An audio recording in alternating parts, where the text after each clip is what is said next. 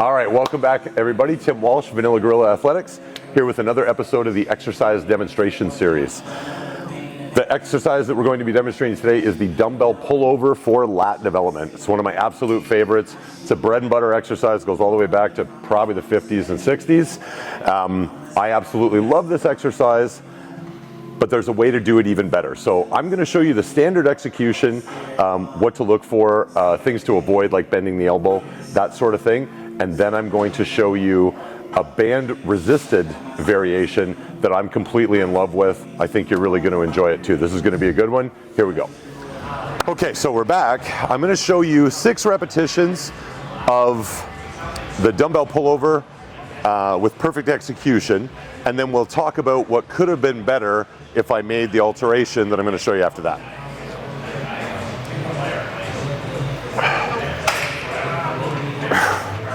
Okay, so when I kick the bell up, as I move back slowly, I can start to feel tension building in the lat, and that's what I want. Get a nice big stretch, and then move back through that same arc to about here. There's no point in going further, because at this point, gravity is now pulling straight down on the bell, and it's no more to my advantage to move the bell in this direction. So as soon as I've got basically as much tension as I can get in the lat, that's my contraction, and then I'll move back into a big deep stretch without bending the elbow.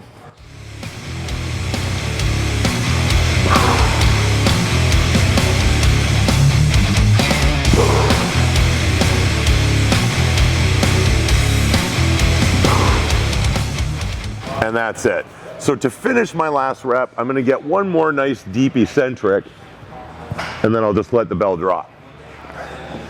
And now I'm going to show you a trick that I learned almost 7 years ago now from John Meadows.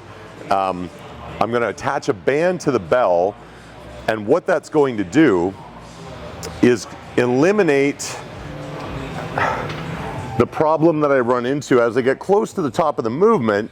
Again, because gravity is always pulling straight down, it's hard for me to get really good tension in the lat at the top of the movement.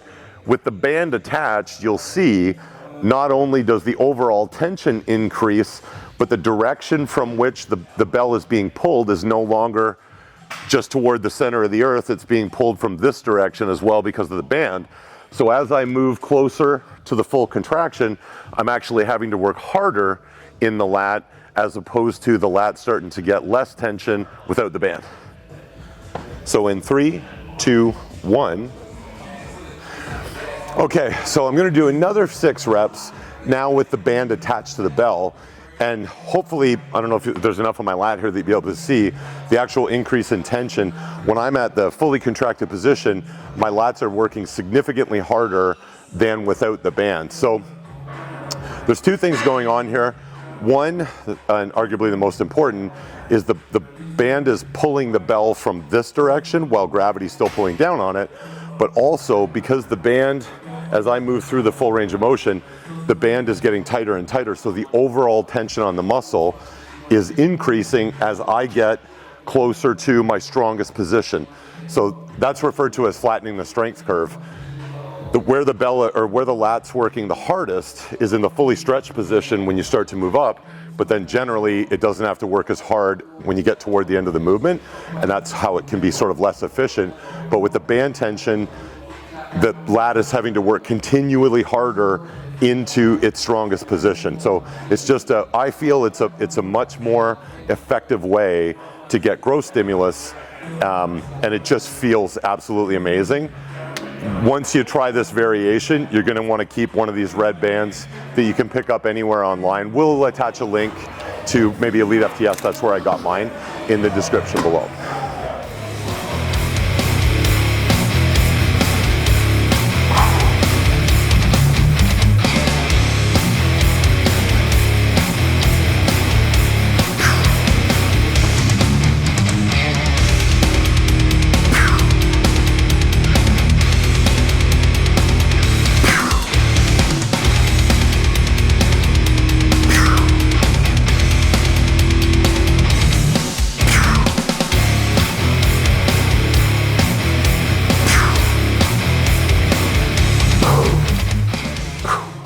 So my lats are working significantly harder on that 6 reps compared to the 6 reps without the band.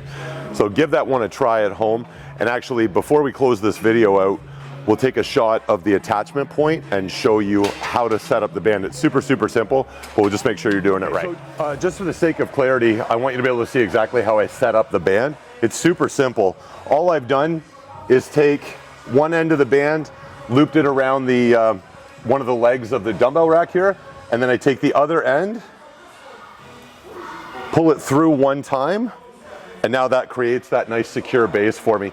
So one thing that's important that's worth mentioning, especially while I'm down here, when I'm doing the banded dumbbell pullover, I don't like the band tension to completely disappear at the bottom of the movement. So the way to do that is just set the bench up a decent distance away so that if you can imagine, if the bell's about here in the full stretch position, there's still some tension here. I don't like when it goes loopy and then it kicks back in on every rep.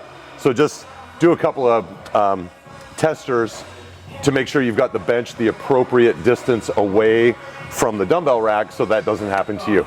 Try this, I think you'll really enjoy it. Enjoy it.